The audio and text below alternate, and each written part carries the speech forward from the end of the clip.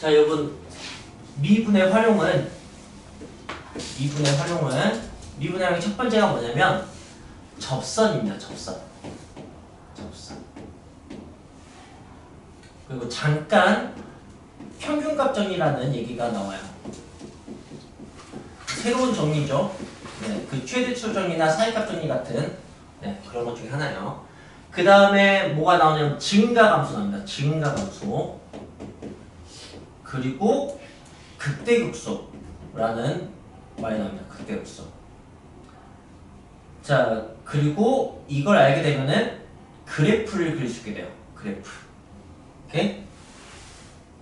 그 다음에 나온 내용은 뭐 최대 최소라든가 방정식이라든가 부등식이라든가 속도 가속도 뭐 그런 식의 얘기가 나옵니다. 이게 이제 미분의 활용이에요. 어때? 거기 차례 갔습니까? 자, 그렇다면 이제 그런 차례 이런 순서를 만든 이유가 있겠죠. 그런 식으로 선생님 인트로를 해볼게요. 여러분 미분값이라는 것은 순간 변화율이다 라고 하면 이제 좀 와닿습니까? 네, 순간 변화율이다. 접선의 기울기다 하면 이제 좀 와닿습니까? 네. 그 순간적으로 어떻게 변하는지 알고 싶은 거예요. 알겠어요? 순간적으로 어떻게 변하는지 그걸 아주 간단하게 표현하면 그냥 커지는지 작아지는지가 알고 싶은 거야. 알겠어? 네. 근데 이제 커지더라도 3만큼 커지는지 10만큼 커지는지 그런 걸 이제 다 계산할 수 있어요. 네. 그 정확히 이제 x 한 칸에 대해서 y가 몇 칸쯤 변하는지 그런 걸 보는 거야. 그걸 기울기라고 하잖아. 그지? 네. 근데 x가 어차피 무조건 x 한 칸에 대해서 보는 거니까 그냥 y 값으로만 이렇게 생각을 해도 된다고. 어쨌든 이걸 내가 변화율 막 이렇게 표현할 수 있는 거지. 네.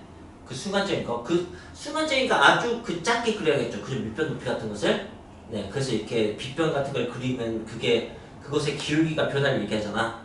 근데 그게 눈에 안 보이니까 확 연장시키면 우리 눈에 보이는 건 접선이라고. 그 점에서의 접선. 알겠니? 그러니까 순간 변화율이란 말을 그러니까 2차 함수를 도형으로 표현하면 포물선 이렇게 되거나 1차 함수는 직선 이렇게 되는 것처럼 변화율 하면은 접선의 기울기 뭐 이런 식으로 도형적인 표현이 이거예요. 그냥. 알겠어요? 그래서 그냥 미분의 기하학적인 표현을 그냥 좀 배운다고 생각하시면 돼요. 접선은. 접선 너무 당연히도 미분했을 때 가장 첫 번째 활용이 될 수밖에 없어.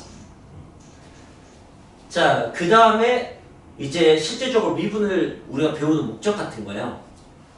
미분을 해서 나온 그 값을 보고 우리는 이게 증가한지 감소한지 일단 그걸 알 수 있어요. 부호만 봐도 알 수 있어. 미분값이 양수면 증가하고 있는 거야. 이렇게 기울기가 이런 값을 갖는 거니까 이런 값을 갖고 있는데 감소하고 있는 거야. 알겠어요? 그런 거 그냥 알 수가 있다고. 네.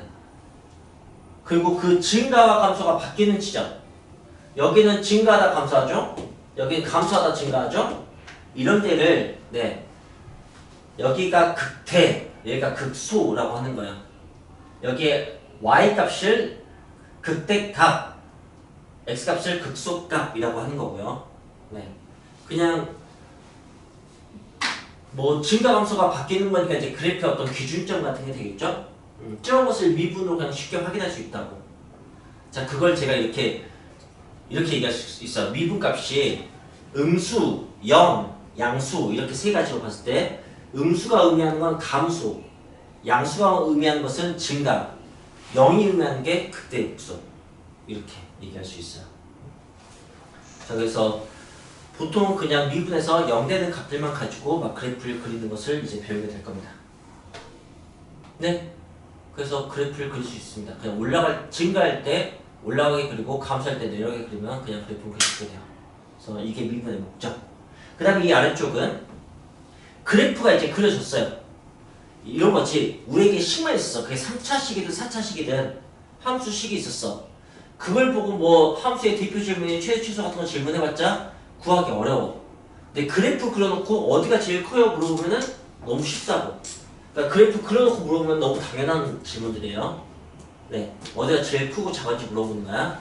근데 최대 최소 정리에 의해서 이 값은 분명히 연소함수는 사이에 분명히 있는데 그거는 극값이나 경계 이 두 가지 지점 중 하나에 분명히 있습니다. 이 말만 이건 지금 바로 납득할 수 있어요. 만약에 얘부터 여기까지면 이 극값이나 이 경계값 이 중에서 제일 큰 값 작은 값은 그 지점들에서밖에 안 나와요. 알겠어요? 네. 그러니까 좀 이렇게 잘 연결되는 거예요. 네, 그렇습니다. 그 다음에 그 미분 활용의 방정식은 어떤 질문이냐면 방정식의 뭐 해를 구하라 이런 게 아니고 방정식의 근이 몇 개냐 이런 식의 좀 질문이에요. 근의 개수나 근의 위치. 그럴 수밖에 없는 게 이제 3차나 4차 함수하고 x축과의 교점을 보는 거거든. 그게 근의 위치가 될 거 아니야. 근의 x축과의 교점의 개수가 근의 개수가 되고 근데 3, 4차 방정식은 판별식이 없잖아. 그죠? 그러니까 그냥 그래프 보고 판단하는 거야. 그래프 보면 몇 번 만나는지 보일 거 아니야. 그지? 그게 방정식 질문이에요. 알겠죠? 네. 그런 거라고. 부등식 질문은 어떤 질문이냐면 절대 부등식적인 질문이에요. 여기서 절대 부등식이란 뭐죠?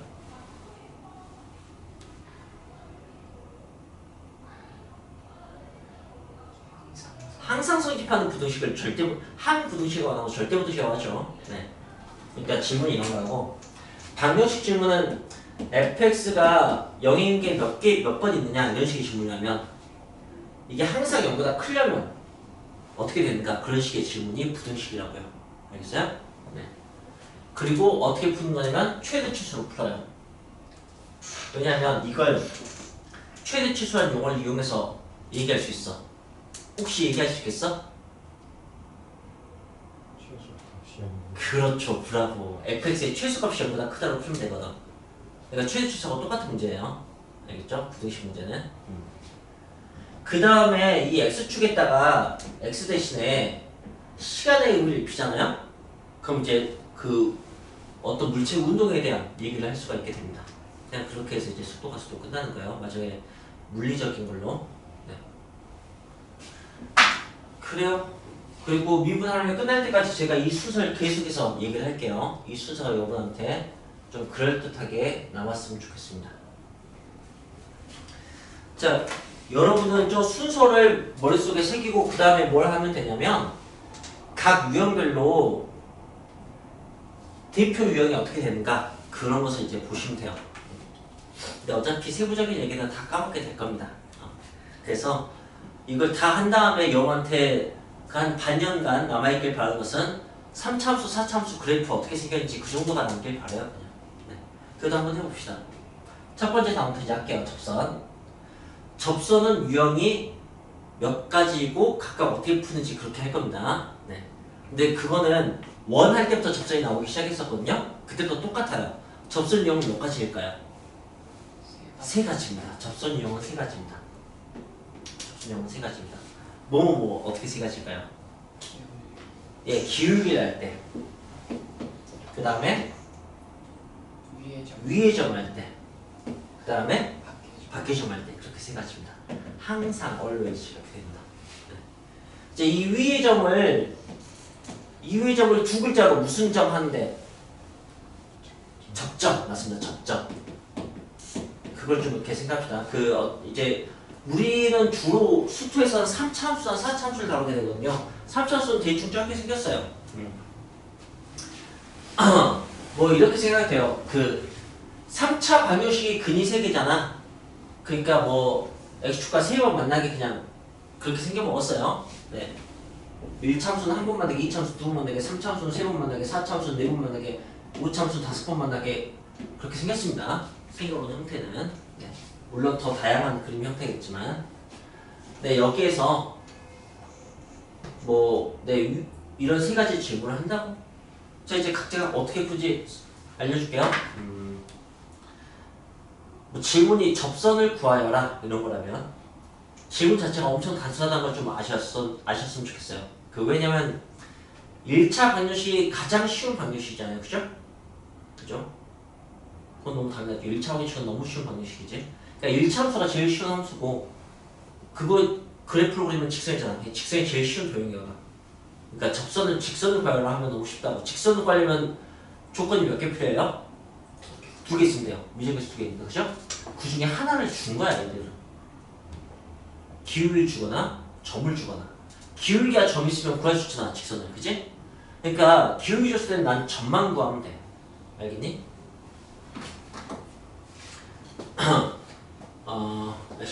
근데 이참수가 나서 제가 이참수 하자. fx가 x제곱이야. 이참수 있어? 기울기가 6인 접선을 구하여라 라고 해. 그럼 어떻게 하면 되냐면 미분에 2x 이렇게 될 거 아니야, 그치? 이게 6이면 되는 거야. 그럼 x가 얼마야? 3이잖아, 그치? x가 3이니까 뭘 얘기하는 거냐면 x가 3일 때 그 점에서의 접선의 기울기가 미분값이 6이라는 뜻이거든. 자, 기울기를 가지고 접선을 구하자면 우리는 그 접점만 구하면 되거든.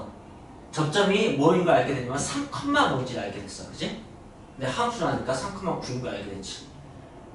네? 그냥 미분값을 알면 그냥 그걸 만족하는 x값, 그 다음 또는 그런 점의 좌표를 구하는 건 일도 아니에요. 네, 그래서 기울기를 알면은 접점을 구해서 직선을 만드시면 돼요. 알겠죠? 그럼 거꾸로 이 참수가 있는데 x가 3일 때 접선의 방식을 구하세요 라고 하면은 그게 바로 위의 점을 준 거예요. 알겠어요? 그럼 여러분 뭐만 구하면 되냐면 f 타임 3만 구하면 돼. 기울기만 구하면 된다.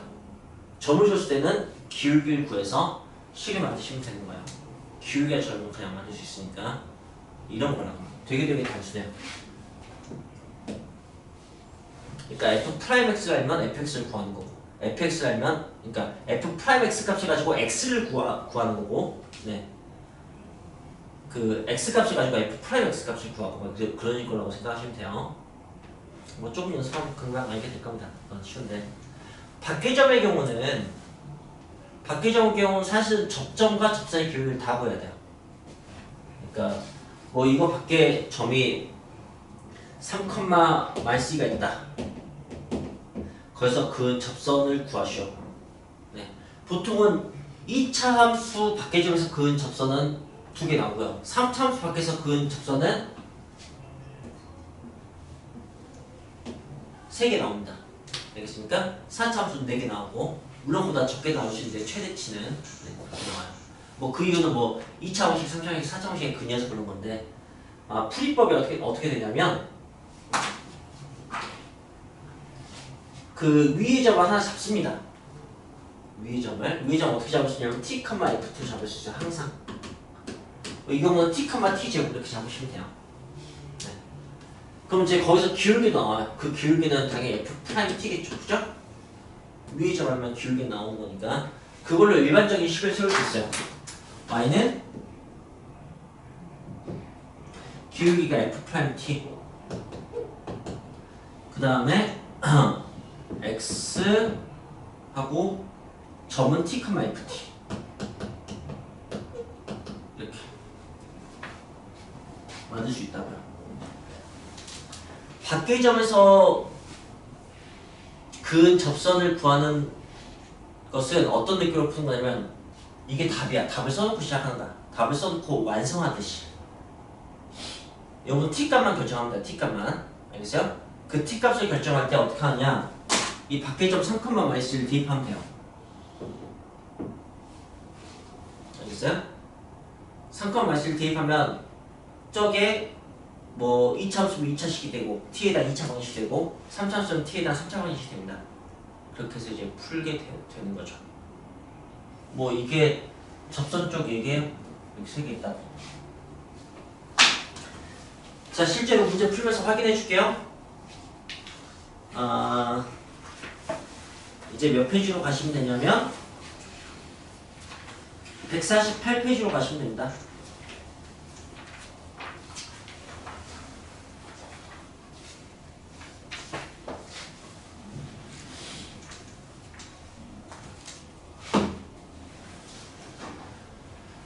자, 148페이지 대표 문제 1번 보세요. 자, y가 x제곱 더하기 3x고 그거 1,4에서의 접선의 방식을 구하라고 했어요. 1,4는 위의 점이겠어요? 밖의 점이겠어요? 위의 점이겠네요. 네. 그러니까 지금 이거는 그래프가 어떻게 생긴 거냐면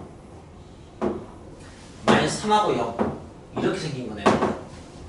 그죠? 네, 이런 그래프고 이게 수학상 문제였다면 여기 뭐 1,4를 여기서 접선 구하는 거니까 어떻게 시작하냐면 얘를 y는 mx-4 플러스 이렇게 1,4지 미지 선을 잡아요. 그 다음에 이 2차 식과 같다고 놓고 접하니까 중근 나야 되거든. 그래서 판별식 d는 0을 하면 m에 대한 어떤 방정식이 나와서 이제 m 값을 구하게 되는 그게 지금까지 우리가 알았던 방식이야. 좀 번거로웠지. 식도 만들고 갖다가 놓고 풀고 판별식까지 써서 풀어야 되니까. 그런데 이제 어떻게 풀면 되냐면 미분하면 된다. y''은 어떻게 되죠? 2x 플러스 3이요. x가 1일 때 미분값은 얼마예요? 5겠죠, 그죠? 그러면은 y는 5x 이렇게 하는 거야. 그 다음에 일렀을 때 4 넣어야 돼. 일렀을 때 4 넣으려면은 마이너스. 네, 끝. 이게 미분의 위력인 거죠. 네. 접선 구하는 것은 미분의 말 그대로이기 때문에 너무 쉬워요. 특히 접점을 할 때는 뭐 사기 스킬로 느껴질 만큼 네. 그러니까 어마어마한 수학적인 발견이었죠, 이번은. 자, 대입문제 2번 봅시다. 대입문제 2번은 이제 그냥 여기 이제 1,3을 지나고 이거 역시 위의 점인 것 같죠? 그 다음에 이제 접선의 수직인 방정식을 구하라고 했어요. 그러니까 지금 만약에 이 문제였으면 이 접선의 수직인 방정식을 구하라고 하는 거예요. 네, 얘를 접선이라고 하면 이 수직인 직선의 방정식을 뭐라고 했는지 기억나십니까? 법선이라고 했어요. 법선. 이 진짜 사실 잘 왜 저런 한자를 쓰는지 잘 모르겠는데 어쨌든 저게 수직을 의미하는 거야. 법이란 말 써. 법선. 네. 네. 그리고 접선만큼 법선도 되게 뭐 대단한 거 아니에요. 그냥 수직길로 쓰면 되는 거니까. 네. 그러니까 대입문제 이건 푸는 것 자체는 별게 없죠. 뭐 y가 x제곱 마이너스 4x고 위의 점을 줬는데 법선 구하는 거니까 여기서 법선 구하는 거니까 이거 미분해서 2x-4 한 다음에 여기 1일 때 기울기 구해서 수직 기울기는 2분의 1 되는 거니까 y는 2분의 1x 하고 그 다음에 일렀을 때 3 나오게 하면 된다고. 알겠어? 네, 그냥 법선 구하는 것 자체는 별거 없는데 접선과 법선이 어떤 식으로 활용되는가는 계속해서 알고 있으면 좋을 것 같아요. 자, 이제 여기를 좀 잘 기억했으면 좋겠어요. 여기는 이제 뭐 계속해서 까먹지 않고 기억했으면 좋겠는데 접선의 대표 문제가 뭐냐면 곡선과 직선의 최단 거리. 그때 접선 씁니다. 뭐 여기서 제일 가까운 점 찾으세요 하면은 이걸 이렇게 평행이동, 그러니까 기울기를 유지시키면서 찾으니까 이렇게 이 점을 알 수 있죠, 그죠? 이제 미분 배웠으니까 이거하고 기울기 같은 점 찾으니까 엄청 쉽게 풀 수 있게 돼요. 그 점과 다르게. 법선은 언제 사용하느냐라고 한다면 곡선과 점 사이의 최단 거리. 알겠어요? 네. 점은 평행이동이 어려워요. 그죠? 네. 그러니까 언제 제일 가까운지를 사실 알기 힘들어요. 근데 혹시 만약에 여기가 제일 가깝다면 그러면 이렇게 쭉 그었을 때 그게 여기서의 접선과 수직일 거라는 것은 알 수가 있어요. 알겠어요? 네. 그러니까 무슨 말이냐, 여기서 이렇게 원을 그려가는 거, 원을 그려다가 맨 처음 닿는 지점이라고 봐야 되거든. 그렇지 않겠어? 그러니까 그런 점은 여기서 이제 접선이 되고 수직인 그런 상황이 나올 거라는 걸 좀 알 수가 있습니다. 네, 그래서 법선은 그때 사용하는 거야. 네.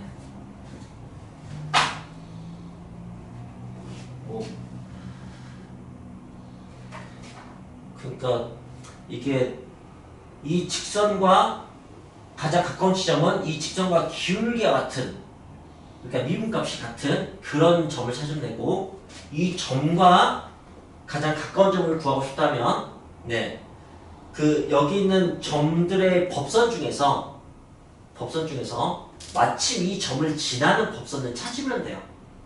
그게 어떤 점에서 시작하는 법선인지만 찾으시면 그 구할 수 있게 됩니다. 이게 접선의 방정식이었잖아요. 이게 모든 점에서 접선의 방정식이야. 그럴 거 아니야, 그치? 일반적인 접선의 방정식이야. 그럼 법선의 방정식은 이렇게 생겼어. 대단한 게 있냐? 수직교육으로 쓰면 되지. t, f 지나는 건 똑같고, 여기가 이제 마이너스 f 프라임 t분의 1 이렇게 된다고. 거기다가 밖의 점을, 그게 만약 3, 마이너스 밖의 점을 이렇게 대입하면, 그럼 t 값이 나온다고. 그 t 값은 위의 점이야. 그리고 그 점이 제일 가까운 점이 돼. 저 점하고. 난 이 개념 처음 들었을 때 소름 돋을 만큼 되게 와 했었는데, 그냥 접선과 법선을 그냥 뭐 대상으로만 여기다가 이게 이런 식으로 사용된다는 걸 알게 되는 순간 되게 확 와닿았어요. 접선과 법선이. 네. 대입 문제 1번, 2번 둘 다 위의 점을 주고 구하는 거였고요. 대입 문제 3번이 기울기가 주어진 접선의 방정식이에요. 자, 어떻게 푸는지 봅시다. 함수 주고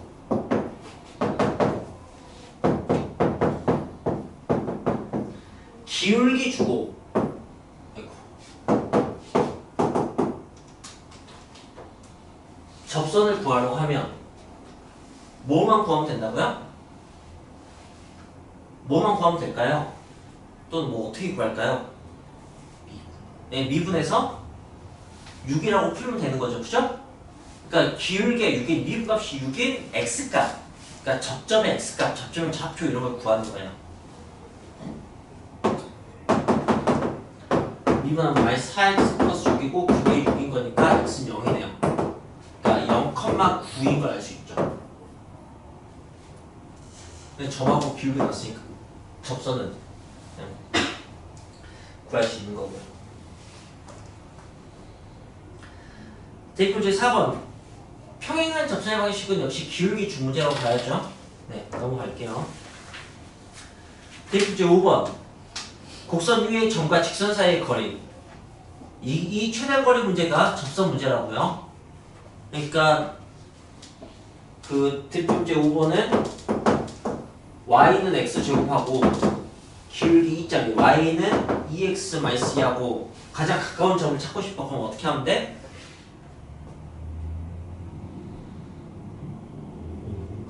미분값이 2인 점을 찾으면 돼요. 알겠어요? 네, 미분값이 2인 점은 x좌표가 뭐겠어요? 1이겠죠. 네, 1,1. 그럼 이제 1,1하고 이거 거리 공식 안 까먹었지? 거리 공식.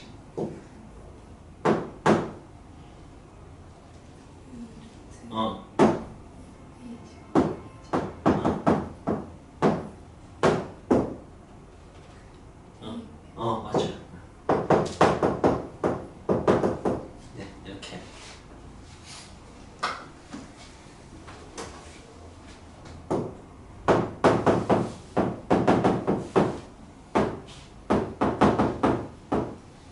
y인데.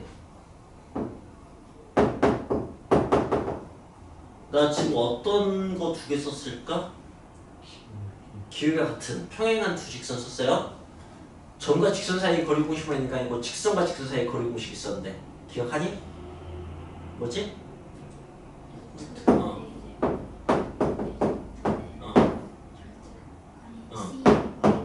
그치. 이것도 은근히 고3 때까지 종종 씁니다. 네, 거리 공식은 알고 계십시오. 이거 까먹으면 어떻게 해야 돼요? 직선과 직선 사이의 거리는? 점 하나 잡고 하셔야 된다. 한 직선에서 점과 직선 사이의 거리를 쓸 수 있으니까. 자, 그 다음에 대표주 6번 곡선 밖의 점에서 그은 접선의 방정식이잖아요. 그러면은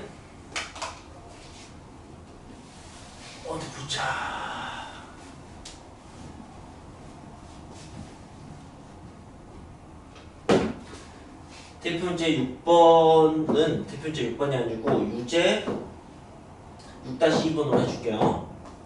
3,2가 있고 y는 x 세제곱 마이너스 2x 제곱 플러스 2가 있어. 이 점에서 여기에 그을 수 있는 접선의 기울기의 합을 구하라고 했어요.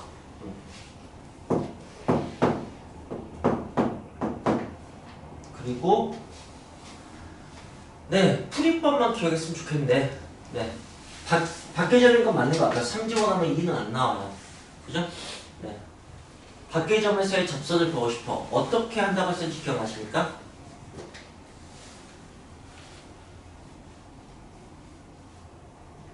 일반적인 접선의 방식을 써놓는 거예요.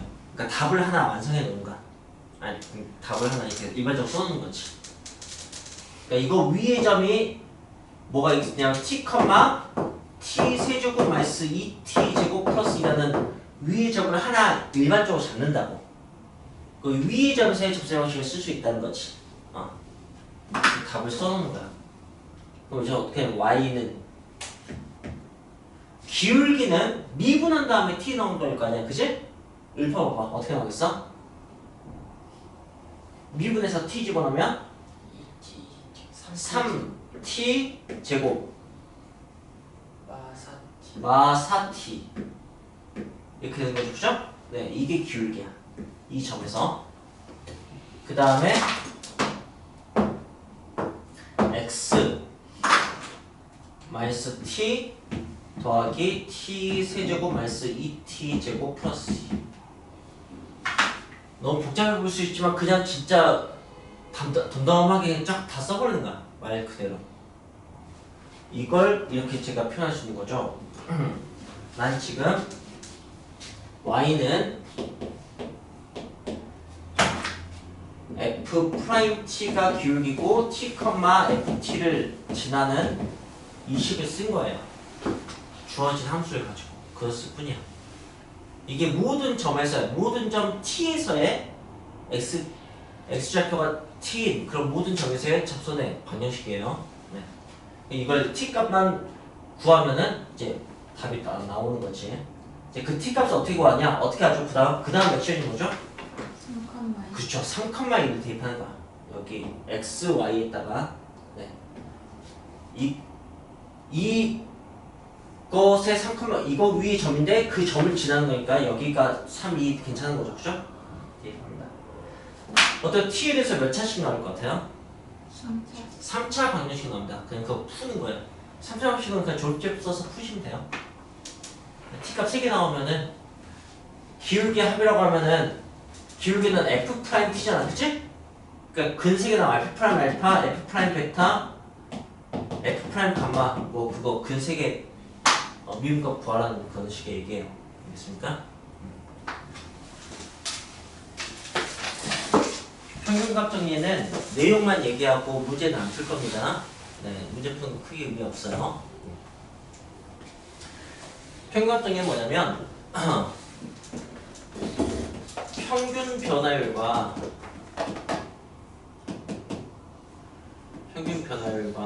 같은 순간 변화율이 있다라는 그냥 그런 얘기예요. 무슨 말이냐면 네. 뭐 이렇게 그래프가 있어요. 그다음 이제 이 두 지점이죠. A라는 지점과 B라는 지점. 전제 조건은 뭐냐면은 그 전에 최대치수 정리하고 사이값 정리는 뭐 닫힌 구간에서 연속일 때 이렇게 연속이 전제 조건이거든요. 이번에는 열린 구간에서 미분 가능일 때 이런 식입니다. 그리고 닫힌 구간이 아니고 열린 구간인 이유는 뭐냐면은 이렇게 뾰족한 데서는 미분 가능하지 않다고 했잖아요. 미분 가능에 대해서 배웠었죠, 그죠?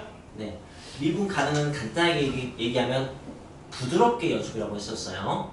그래서 이제 미분 가능이 더 작은 개념, 연속이 더 큰 개념. 연속이 남자면 미분 가능은 잘생긴 남자 그런 느낌이라고 생각하시면 돼요. 네, 그래서 근데 닫힌 구간이면 끝이 뾰족합니다. 알겠어요? 네, 그래서 거기서 미분을 논할 수가 없어요. 근데 전제 조건은 미분 가능으로 깔 거기 때문에 끝을 그냥 열어라든가 여기서 미분을 노하지 않게 그냥 그 정도 의미밖에 없어요. 어쨌든 네. 열린 거에서 미분 가능할 때 여기 평균 배달 A부터 B까지 평균 배달은 이 기울기겠죠, 그죠?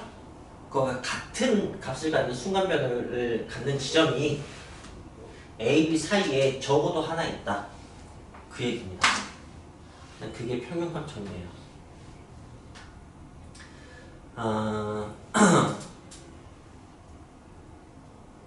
뭐 정말 기본적인 문제 푸는 건 크게 의미 없고요.